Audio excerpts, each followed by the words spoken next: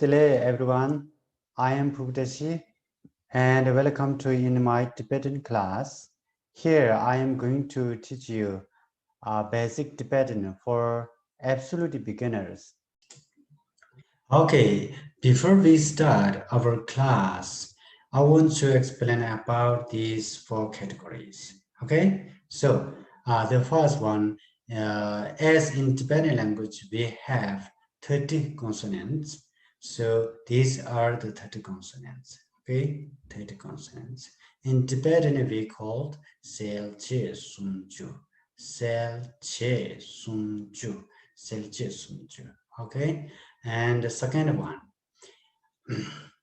the second is four vowels. Four vowels. So these are the four vowels. Okay, first, second, third, and fourth. So four vowels. These are the four vowels. In Tibetan, we called yang shi, yang shi, yang shi.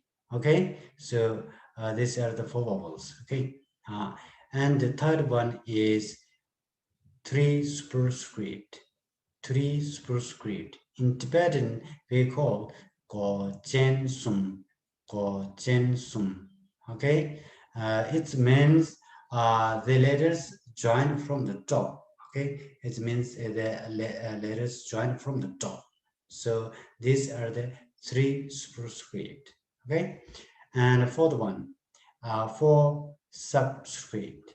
Four subscript. So in Tibetan, we call bo jen shi, for subscript. Okay, it means the letters joined from the bottom.